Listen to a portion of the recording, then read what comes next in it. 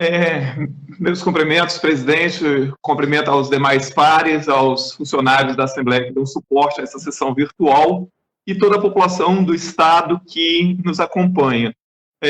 Mais uma vez, reforço aqui a minha solidariedade e as minhas condolências ao deputado Adilson pela morte do tio dele e ao deputado Alexandre Chambim pela morte da sua tia. Mais uma vez, minhas condolências aos dois e nós sabemos perfeitamente o quanto é complicado perder um ente querido para essa pandemia.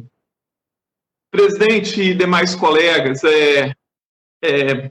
tomou uma grande proporção nas redes sociais, a partir de uma matéria ontem no Fantástico, no Rio de Janeiro, quando um agente de saúde vai interpelar pessoas que estão se aglomerando em frente a um bar, e um casal, então, afronta o agente, e quando o agente chama o senhor de cidadão, a esposa lhe responde: cidadão não, engenheiro, formado, melhor do que você. E hoje, eu como professor, eu sempre dizia nas salas de aula para os meus alunos que ser cidadão no Brasil não é fácil. Não é fácil ser cidadão num país onde o errado parece que está certo. E se você age corretamente, às vezes leva a peste de idiota. Aquele sujeito, aquele engenheiro formado, segundo a esposa dele, realmente não é um cidadão. Porque cidadão pode significar uma pessoa que mora numa cidade, pode ter esse conceito.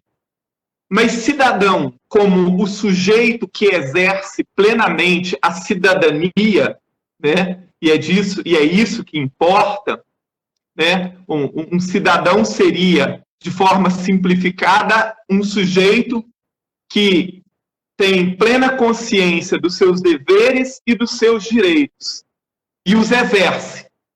Então, exercer a cidadania, ser cidadão de fato, na amplitude que isso significaria, seria uma pessoa que tivesse plena consciência das suas responsabilidades e imbuído de conceitos como republicanismo, respeito ao outro, preocupação com a coletividade, solidariedade, civilidade, sobretudo.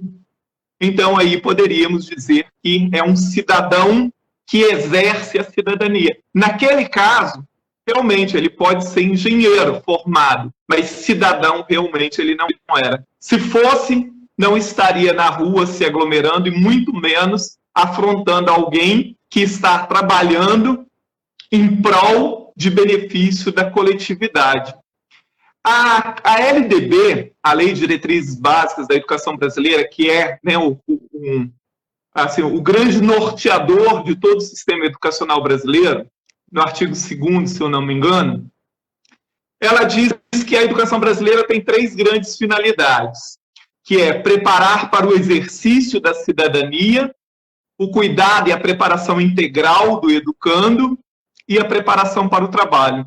É muito notório que a educação brasileira ela não dá conta de cumprir bem nenhuma dessas 3 finalidades. Não por culpa dos professores e daqueles que estão dentro da escola, mas por culpa de um sistema educacional que sempre foi muito ruim. E eu sempre dizia, quando na sala de aula ainda estava, eu sempre dizia para os meus alunos assim, que se comemora muito que nos últimos anos no Brasil, um número cada vez maior de pessoas passou a ingressar nas faculdades. E é verdade, abriu um grande número de faculdades, universidades, institutos federais, enfim. Então, nós temos formado cada vez mais engenheiros, cada vez mais médicos, cada vez mais jornalistas, cada vez mais professores, cada vez mais arquitetos. Isso é verdadeiro. Ainda é pouco se comparado aos países, mas tem aumentado. Mas nós não temos conseguido formar no mesmo grau cidadãos.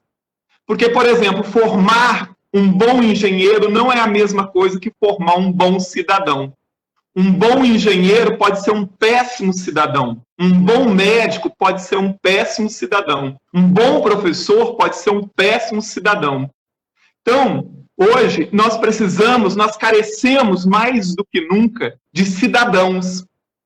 de formar realmente cidadãos. E exercer a cidadania é muito difícil no Brasil, porque aqui parece que fazer o errado é que está certo. Por isso, todas as manhãs, eu sempre dizia isso para os meus alunos e repetia várias vezes isso na sala de aula, que exercer a cidadania, todo dia você se olhar no espelho de manhã e lembrar, apesar de muita gente estar fazendo errado, eu tenho que fazer o certo. Eu não dependo dos outros para fazer aquilo que é correto. E fazer o correto, muitas vezes, é difícil mesmo. E cidadania é um exercício que nós temos que exercitar todos os dias. Lembrando sempre que vivemos numa sociedade, lembrando que a gente precisa respeitar o outro, lembrando que nós não somos os donos da verdade, lembrando que a civilidade tem que estar em primeiro plano. Não é, e a civilidade, ela independe da questão se eu tenho curso superior, se eu tenho mestrado, se eu tenho doutorado, ela independe disso. Ser civilizado, respeitar a coletividade, respeitar o direito do outro, respeitar o outro, isso independe de ser um doutor e não sei mais o quê. Então, assim, hoje, mais do que nunca, parece que nós estamos vivendo um pesadelo com essa epidemia. E parece que ela não nos está ensinando nada também, no sentido de quanto é frívolo tudo isso que a gente vive, de quanto o amanhã é incerto, e de quanto a gente tem que passar a valorizar mais a questão da coletividade, do apoio, do respeito, da solidariedade com o outro. Isso deveria estar mexendo um pouco mais com a nossa civilidade mesmo, com o nosso humanismo.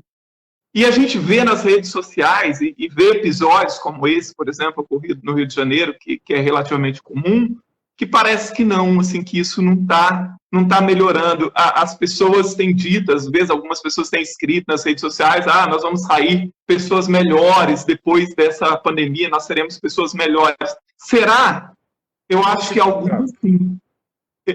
Muito obrigado. Eu acho que algumas sim, outras não. Outras talvez saiam até pior, né?